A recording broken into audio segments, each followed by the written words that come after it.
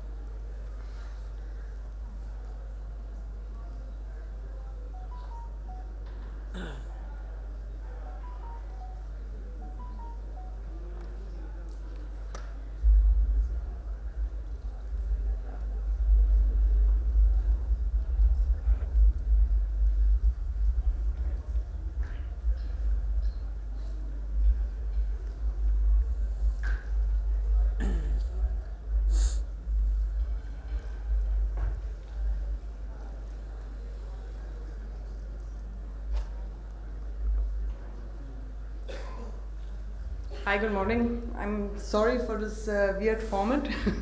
I didn't know it would come like this. 99%, ladies and gentlemen. According to the latest Cargill mycotoxin survey, in the first half of this year, 99% of all crops in India have been contaminated with mycotoxins.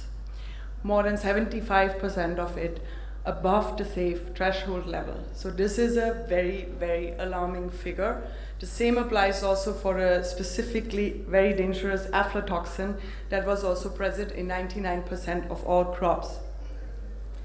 So if we look at the burden of mycotoxins, what do mycotoxins do? So mycotoxins are really a huge danger for human and animal health. They lead to stunting in children. They account to more than 1.5 lakhs of liver cancer cases a year. And they're especially also very, very dangerous for animals, especially for animals with short lifespans, for example, poultry. So we have seen whole livestock eradicated due to contaminated feed, mycotoxin contaminated feed. But the mycotoxin contaminated feed is not only a problem for the animals, but also for us consumers, because we have the so-called carryover to the animal products that in the end we consume, for example, in the milk. So if we feed aflatoxin B1 contaminated material, what we get is aflatoxin M1 in milk. And even this is a big and well-known problem in India, as for example here in this very recent headline. So if we look at where mycotoxins do form, so it is not only on the field. Of course, we have 99% of contamination from the field, but as well we get formation of mycotoxins during storage. So if we look at what we can do about it, of course we can't change the climate, we can't change the weather, so we have this influence, but we can at least try to reduce the amount of mycotoxins that we have coming from the field. However, when it comes to storage, we can completely prevent any kind of mycotoxin contamination during storage if we store the products properly. And mycotoxins, of course, are only one problem when it comes to storage losses. This is another alarming figure. So it is estimated that a 10% of produce is lost during storage here in India. If we look at what are the reasons and what are the factors for storage losses, these are the most common ones. We have mass loss, we have problems with infestation, we have the formation of molds and subsequently formation of mycotoxins, as well as problems with discoloration. So what if I told you now that we can prevent or even eliminate these losses if we just store the product at a lower temperature? If you go into the details, when it comes to fungal molds, molds thrive at high temperatures and moisture contents. So if we store the product at a storable moisture content and we lower the temperature below 20 degrees, we won't face any issues with the formation of molds. And subsequently, we won't get any development of mycotoxins during storage. Similarly, if we look at the infestation problem, it is very important to know that most insects thrive around 30 degrees. So that is their most preferable temperature. So that is where they reproduce also very fast. Their metabolism is fast. If we lower the temperature to below 15 degrees, these insects go into hibernation, so they are completely inactive. If we keep the stored grain between 15 and 20 degrees, we are pretty much safe from infestation as well, because the metabolism gets so slow that instead of only 1 month for reproduction, it takes them many months to reproduce. So even during long time storage, we won't have problems with insect infestation, even without fumigation or with just minimal requirement for fumigation. Another problem that we're facing during storage is the discoloration of grain, and this discoloration is due to enzymatic and non-enzymatic reactions. These are all temperature dependent. So if we lower the temperature to below 25 degrees, we are pretty much safe from any kind of discoloration reaction during storage. Another big problem that many people are not even aware of is the mass loss. And I'm not referring to a moisture loss during storage, but a real dry matter loss due to respiration of the grain, because grain is a living good. This is also called self-heating. And basically, what is happening is that the starch is converted to heat and water, which worsens the storage conditions in the storage, and which leads to even more respiration and starch loss. So if we lower the temperature to below 20 degrees, we are pretty much safe from any kind of mass loss as well. So now the question, of course, is how do we lower the temperature? And what comes to our mind first is, of course, the use of aeration of ambient air to bring down the temperature in the silos. This is a process that has been done for many, many years, centuries almost. Actually, even the Romans used ambient air to cool down the grain. The problem with it is, however, that it requires a low air temperature and a low relative humidity, and I think this is one of the biggest misconceptions we have when it comes to safe storage, because this technology basically comes from more moderate climates. It is, for example, used in my home country in Germany a lot. But if we look at the world climate, I don't have much time now for explanation, but let me tell you, whatever is red and orange here, you can't use aeration to safely store grain. It is just simply not possible. The temperature is too high, the relative humidity is too high. So what can we do then? And of course, if we think about us, if it's warm and we switch on the fan and the fan is not enough, what do? We switch on the AC. So this is basically where the principle of refrigeration comes into play. So what you can do is you use a grain chiller, you connect it to the storage. It is a plug-and-play unit, so there's no alteration required in the storage. It is just connected to the aeration ducts.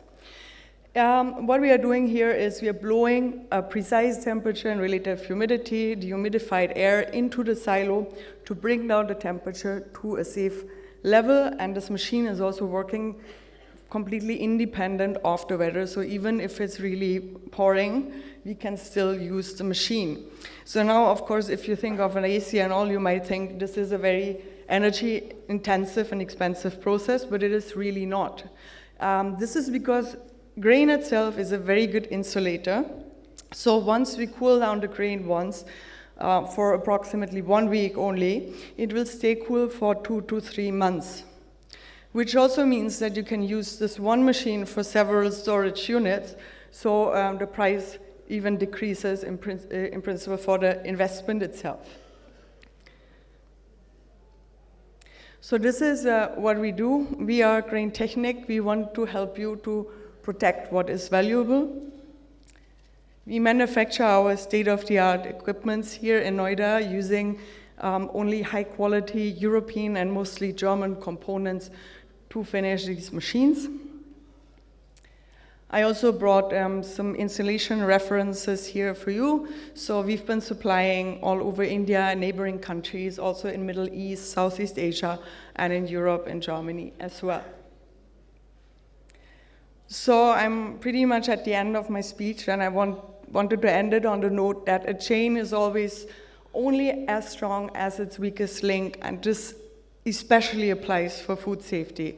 So we really have to all work together. We have to leverage all the possibilities we have to improve food safety in order to really get the best quality food for us and, of course, also feed for the animals.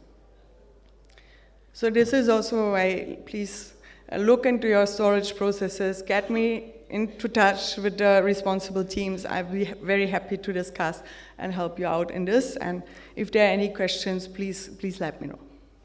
Thank you very much.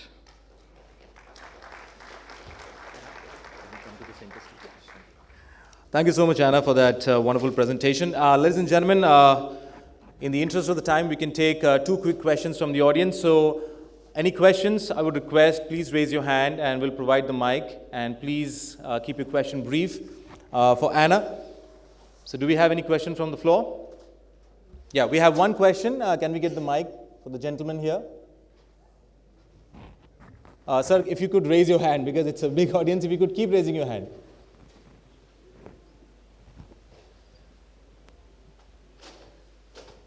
Kindly do introduce yourself, sir, and the question. Yeah, good morning. Myself, Devesh Tyagi. I'm from Group of Bimbo. And my question is, this technique was about wheat stored in the silos. Suppose we store wheat in the sacks and in a room. So do you have any solution for that?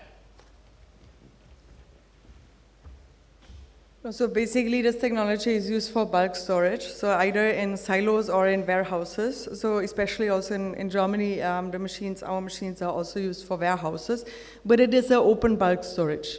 So in bag storage, it doesn't work because, as I mentioned, grain is a very good insulator. So if you keep it in the bag, it would just take too long to lower the temperature inside of the bag. So it's like this bag storage also, like I know from our customers also, it's never recommendable because you'll face a lot of losses there because it's not possible to bring down the temperature. But in India, you see, most of the wheat is stored in sacks only. Still. Yeah. Very less number of silos are there. But the number of silos are increasing. I read an article 10 years old, and it mentioned there is one storage silo in Kolkata, and now if you look, it's a lot, and even FCI is planning to install silos everywhere. Okay, thank you.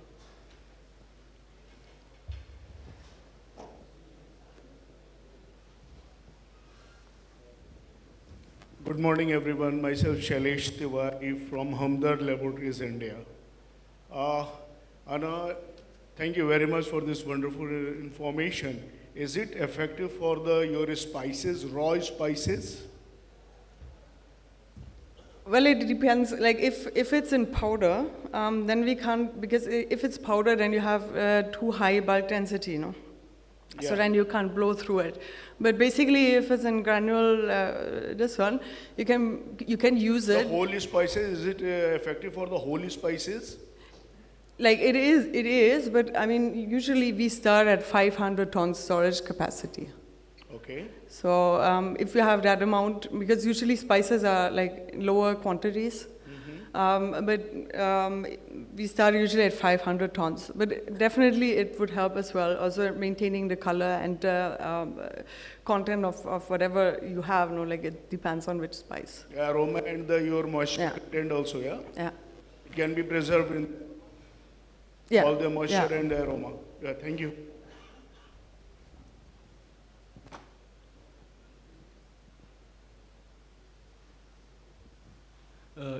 Hello, I'm Shubham from PMV Maltings.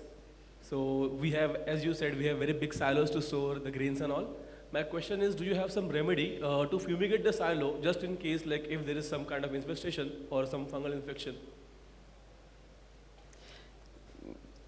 If we like do fumigation or like, No, like do you have some sort of remedy or equipment that can fumigate the silo? No, we don't do fumigation. So I always recommend to get in touch with a professional fumigator because Achha, I'm like 99% of all fumigations fail. It's a fact. So it's very difficult business. The thing is that if you don't have a lot of living insects in a storage and you use a grain chiller, you won't need any kind of fumigation because then we lower the temperature really to a space where the insects won't develop over a very long period of time. Okay, so where can I get the details of yours? Because I need to have a meeting with you guys because we have really big silos and I feel like maybe we can work on some sort of different solutions as well. Definitely, like I'll be very happy to discuss with you on the break or whenever you have time. Okay, thank you. Thank you. Thank you, Anna. So please take the center stage. Thank you so much, Anna, for that wonderful presentation and some great questions. Just to update that Anna and the entire team of Grain Technique would be available for both the days of the event, so please feel free to reach out to them. Yes, sir, do you have a question, sir? Yeah, thank you, Dr. Anna, for very informative presentation. The only thing, I am Dr. Vijay Sharma from Mother Dairy, was quite dismayed by the percentage in the very first slide of 99% infested with mycotoxins. We have some 70% of grains retained at the farm level. So would like to, if you can just share the source of this data, from where did we take this data of 99%? Was quite dismayed by this. Thank you. And that is basically the latest Cargill mycotoxin survey. So they took more than 3,000 samples, 3,200 odd samples all over India, and 99% were contaminated. But I'll be happy to discuss and share with you, of course. Thank you. Thank you so much. Now, ladies and gentlemen, I would like to call on stage Mr. Prashant Bhatt, Chief R&D Officer from Mother Dairy Fruit and Vegetables, to kindly do the honor of felicitating Dr. Anna here. Thank you so much, Prashant, for doing the honors.